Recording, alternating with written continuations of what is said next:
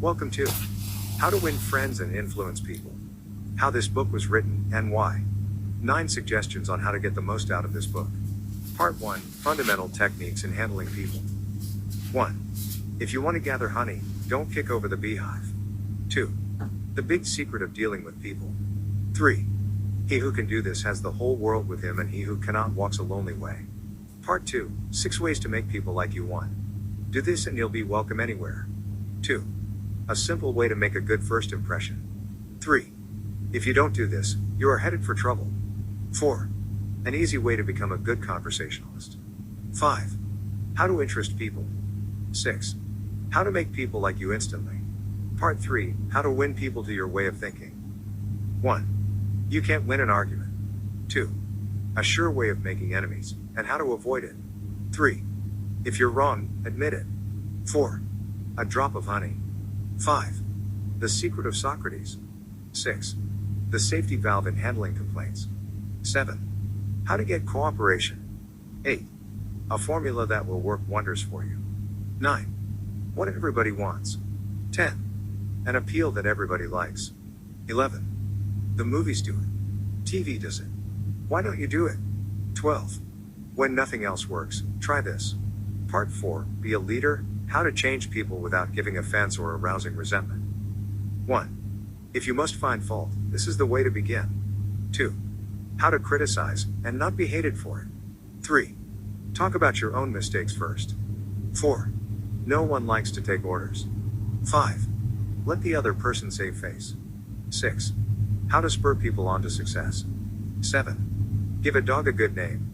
8. Make the fault seem easy to correct. 9. Making people glad to do what you want. About the author. About the author. About the author. Dale Carnegie, known as the archpriest of the art of making friends, pioneered the development of personal business skills, self-confidence, and motivational techniques. His books, most notably How to Win Friends and Influence People, have sold tens of millions worldwide, and, even in today's changing climate, they remain as popular as ever. By the same author. How to develop self-confidence and influence people by public speaking. How to enjoy your life and your job. How to stop worrying and start living. The quick and easy way to effective speaking. This book is dedicated to a man who doesn't need to read it, my cherished friend Homer Croy. 8 things this book will help you achieve. Get out of a mental rut, think new thoughts, acquire new visions, discover new ambitions. Make friends quickly and easily. Increase your popularity. Win people to your way of thinking. Increase your influence, your prestige, your ability to get things done. Handle complaints. Avoid arguments. Keep your human contact smooth and pleasant. Become a better speaker, a more entertaining conversationalist. Arouse enthusiasm among your associates. This book has done all these things for more than 10 million readers in 36 languages. How to Win Friends and Influence People was first published in 1937 in an edition of only 5,000 copies. Neither Dale Carnegie nor the publishers, Simon & Schuster, anticipated more than this modest sale. To their amazement, the book became an overnight sensation, and edition after edition rolled off the presses to keep up with the increasing public demand. How to Win Friends and Influence People took its place in publishing history as one of the all-time international bestsellers. It touched a nerve and filled a human need that was more than a faddish phenomenon of post-Depression days, as evidenced by its continued and uninterrupted sales into the 80s, almost half a century later. Dale Carnegie used to say that it was easier to make $1 million than to put a phrase into the English language. How to Win Friends and Influence People became such a phrase, quoted, paraphrased, parodied, used in innumerable contexts from political cartoon to novels. The book itself was translated into almost every known written language. Each generation has discovered it anew and has found it relevant. Which brings us to the logical question, why revise a book that has proven and continues to prove its vigorous and universal appeal? Why tamper with success? To answer that, we must realize that Dale Carnegie himself was a tireless reviser of his own work during his lifetime. How to Win Friends and Influence People was written to be used as a textbook for his courses in effective speaking and human relations, and is still used in those courses today. Until his death in 1955, he constantly improved and revised the course itself to make it applicable to the evolving needs of an ever-growing public. No one was more sensitive to the changing currents of present-day life than Dale Carnegie. He constantly improved and refined his methods of teaching. He updated his book on effective speaking several times. Had he lived longer, he himself would have revised How to Win Friends and Influence People to better reflect the changes that have taken place in the world since the 30s.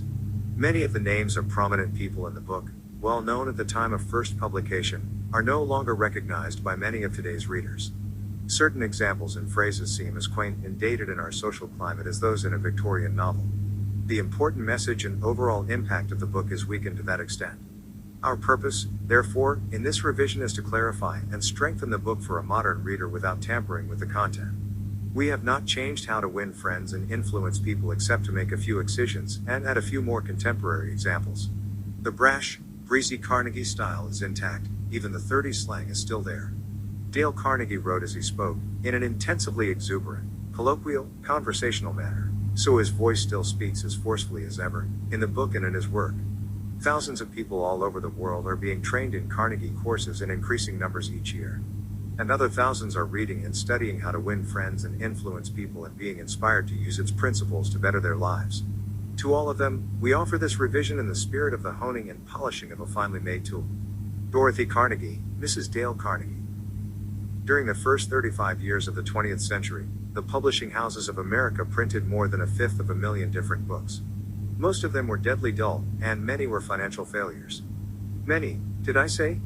The president of one of the largest publishing houses in the world confessed to me that his company, after 75 years of publishing experience, still lost money on 7 out of every 8 books it published.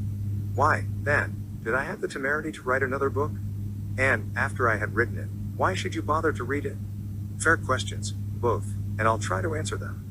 I have, since 1912, been conducting educational courses for business and professional men and women in New York.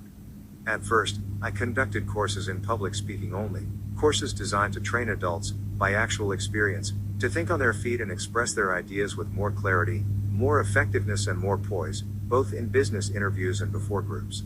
But gradually, as the seasons passed, I realized that as sorely as these adults needed training in effective speaking, they needed still more training in the fine art of getting along with people in everyday business and social contacts. I also gradually realized that I was sorely in need of such training myself. As I look back across the years, I am appalled at my own frequent lack of finesse and understanding. How I wish a book such as this had been placed in my hands 20 years ago. What a priceless boon it would have been. Dealing with people is probably the biggest problem you face, especially if you are in business. Yes, and that is also true if you are a housewife, architect or engineer. Research done a few years ago under the auspices of the Carnegie Foundation for the Advancement of Teaching uncovered a most important and significant fact, a fact later confirmed by additional studies made at the Carnegie Institute of Technology. These investigations revealed that even in such technical lines as engineering, about 15% of one's financial success is due to one's technical knowledge, and about 85% is due to skill in human engineering, to personality and the ability to lead people.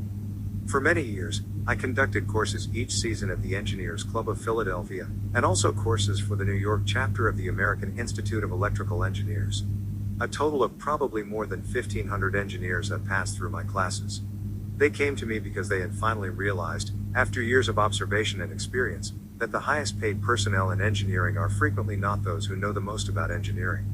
One can, for example, hire mere technical ability in engineering, accountancy, architecture or any other profession at nominal salaries, but the person who has technical knowledge plus the ability to express ideas, to assume leadership, and to arouse enthusiasm among people, that person is headed for higher earning power.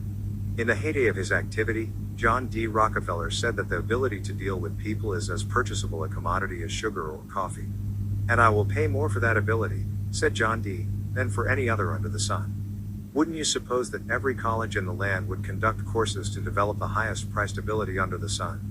But if there is just one practical, common sense course of that kind given for adults in even one college in the land, it has escaped my attention up to the present writing. The University of Chicago and the United YMCA schools conducted a survey to determine what adults want to study. That survey cost $25,000 and took 2 years. The last part of the survey was made in Meriden, Connecticut. It had been chosen as a typical American town. Every adult in Meriden was interviewed and requested to answer 156 questions. Questions such as what is your business or profession? Your education? How do you spend your spare time? What is your income? Your hobbies? Your ambitions? Your problems? What subjects are you most interested in studying? And so on. That survey revealed that health is the prime interest of adults, and that their second interest is people. How to understand and get along with people, how to make people like you, and how to win others to your way of thinking. So the committee conducting this survey resolved to conduct such a course for adults in Meriden. They searched diligently for a practical textbook on the subject and found, not one. Finally, they approached one of the world's outstanding authorities on adult education and asked him if he knew of any book that met the needs of this group. No, he replied, I know what those adults want. But the book they need has never been written.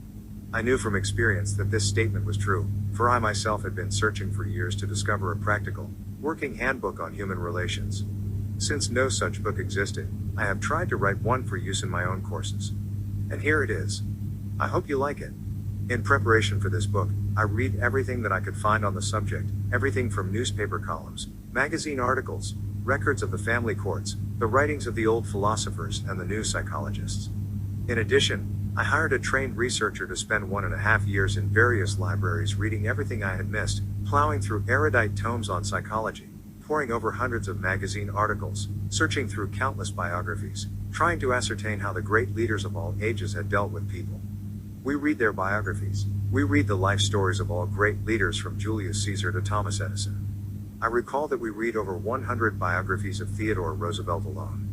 We were determined to spare no time, no expense, to discover every practical idea that anyone had ever used throughout the ages for winning friends and influencing people. I personally interviewed scores of successful people, some of them world famous, inventors like Marconi and Edison, political leaders like Franklin D. Roosevelt and James Farley, business leaders like Owen D. Young, movie stars like Clark Gable and Mary Pickford, and explorers like Martin Johnson, and tried to discover the techniques they used in human relations. From all this material, I prepared a short talk.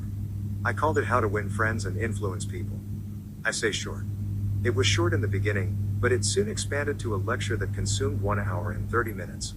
For years, I gave this talk each season to the adults in the Carnegie Institute courses in New York. I gave the talk and urged the listeners to go out and test it in their business and social contacts, and then come back to class and speak about their experiences and the results they had achieved. What an interesting assignment. These men and women, hungry for self-improvement, were fascinated by the idea of working in a new kind of laboratory, the first and only laboratory of human relationships for adults that had ever existed. This book wasn't written in the usual sense of the word. It grew as a child grows. It grew and developed out of that laboratory, out of the experiences of thousands of adults. Years ago, we started with a set of rules printed on a card no larger than a postcard. The next season we printed a larger card, then a leaflet, then a series of booklets, each one expanding in size and scope.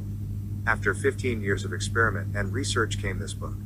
The rules we have set down here are not mere theories or guesswork. They work like magic. Incredible as it sounds, I have seen the application of these principles literally revolutionize the lives of many people. To illustrate, a man with 314 employees joined one of these courses. For years, he had driven and criticized and condemned his employees without stint or discretion. Kindness, words of appreciation and encouragement were alien to his lips. After studying the principles discussed in this book, this employer sharply altered his philosophy of life. His organization is now inspired with a new loyalty, a new enthusiasm, a new spirit of teamwork. 314 enemies have been turned into 314 friends. As he proudly said in a speech before the class, when I used to walk through my establishment, no one greeted me. My employees actually looked the other way when they saw me approaching, but now they are all my friends and even the janitor calls me by my first name. This employer gained more profit, more leisure and, what is infinitely more important, he found far more happiness in his business and in his home. Countless numbers of salespeople have sharply increased their sales by the use of these principles. Many have opened up new accounts that they had formerly solicited in vain. Executives have been given increased authority, increased pay. One executive reported a large increase in salary because he applied these truths. Another, an executive in the Philadelphia Gas Works Company, was slated for demotion when he was 65 because of his belligerence, because of his inability to lead people skillfully. This training not only saved him from the demotion, but brought him a promotion with increased pay. On innumerable occasions, spouses attending the banquet given at the end of the course have told me that their homes have been much happier since their husbands or wives started this training. People are frequently astonished at the new results they achieve. It all seems like magic. In some cases, in their enthusiasm, they have telephoned me at my home on Sundays because they couldn't wait 48 hours to report on their achievements at the regular session of the course. One man was so stirred by a talk on these principles that he sat far into the night discussing them with other members of the class. At 3 o'clock in the morning, the others went home. But he was so shaken by a realization of his own mistakes, so inspired by the vista of a new and richer world opening before him, that he was unable to sleep. He didn't sleep that night or the next day or the next night. Who was he? A naive, untrained individual ready to gush over any new theory that came along? No. Far from it. He was a sophisticated, blasé dealer in art, very much the man about town, who spoke 3 languages fluently and was a graduate of 2 European universities. While writing this chapter, I received a letter from a German of the old school, an aristocrat whose forebears had served for generations as professional army officers under the Hohenzollerns. His letter, written from a transatlantic steamer, telling about the application of these principles, rose almost to a religious fervor. Another man, an old New Yorker, a Harvard graduate, a wealthy man, the owner of a large carpet factory, declared he had learned more in 14 weeks through this system of training about the fine art of influencing people than he had learned about the same subject during his 4 years in college. Absurd? Laughable? Fantastic? Of course, you are privileged to dismiss this statement with whatever adjective you wish. I am merely reporting, without comment, a declaration made by a conservative and eminently successful Harvard graduate in a public address to approximately 600 people at the Yale Club in New York on the evening of Thursday, February 23, 1933. Compared to what we ought to be, said the famous Professor William James of Harvard, compared to what we ought to be, we are only half awake. We are making use of only a small part of our physical and mental resources. Stating the thing broadly, the human individual thus lives far within his limits. He possesses powers of various sorts which he habitually fails to use. Those powers which you habitually fail to use. The sole purpose of this book is to help you discover, develop and profit by those dormant and unused assets. Education, said Dr. John G. Hibben, former president of Princeton University, is the ability to meet life situations. If by the time you have finished reading the first 3 chapters of this book, if you aren't then a little better equipped to meet life situations, then I shall consider this book to be a total failure so far as you are concerned. For the great aim of education, said Herbert Spencer, is not knowledge but action. And this is an action book. Dale Carnegie, 1936. 9 suggestions on how to get the most out of this book.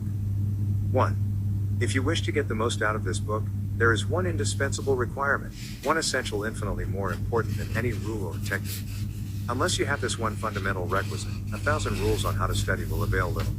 And if you do have this cardinal endowment, then you can achieve wonders without reading any suggestions for getting the most out of a book.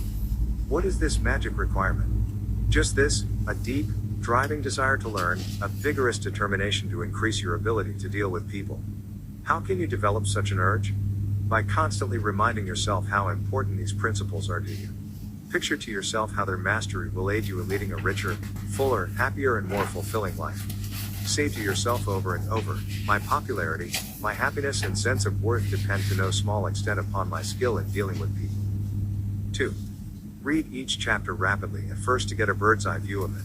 You will probably be tempted then to rush on to the next one. But don't, unless you are reading merely for entertainment. But if you are reading because you want to increase your skill in human relations, then go back and reread each chapter thoroughly. In the long run, this will mean saving time and getting results. 3. Stop frequently in your reading to think over what you are reading. Ask yourself just how and when you can apply each suggestion. 4. Read with a crayon, pencil, pen, magic marker or highlighter in your hand. When you come across a suggestion that you feel you can use, draw a line beside it. If it is a 4-star suggestion, then underscore every sentence or highlight it, or mark it with 4 stars. Marking and underscoring a book makes it more interesting, and far easier to review rapidly. 5. I knew a woman who had been office manager for a large insurance concern for 15 years. Every month, she read all the insurance contracts her company had issued that month. Yes, she read many of the same contracts over month after month, year after year. Why? Because experience had taught her that that was the only way she could keep their provisions clearly in mind. I once spent almost 2 years writing a book on public speaking, and yet I found I had to keep going back over it from time to time in order to remember what I had written in my own book. The rapidity with which we forget is astonishing. So, if you want to get a real, lasting benefit out of this book, don't imagine that skimming through it once will suffice.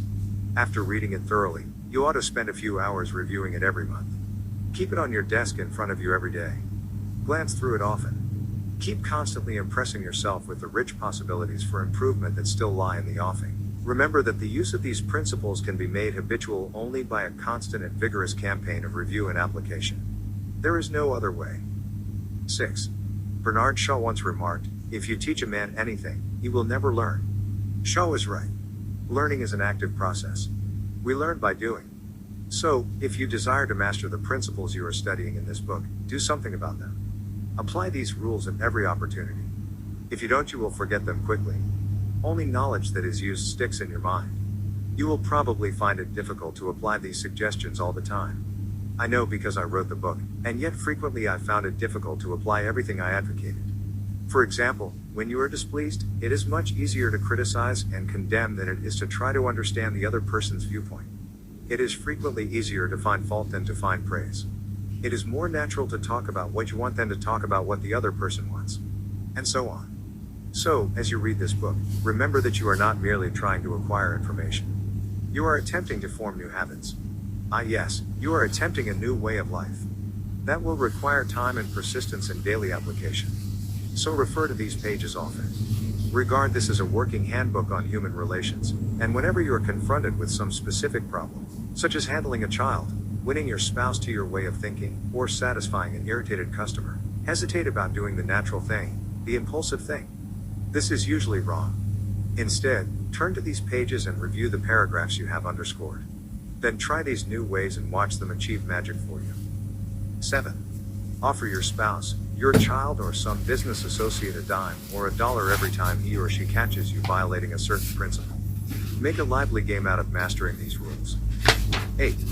The president of an important Wall Street bank once described, in a talk before one of my classes, a highly efficient system he used for self-improvement. This man had little formal schooling, yet he had become one of the most important financiers in America, and he confessed that he owed most of his success to the constant application of his homemade system. This is what he does.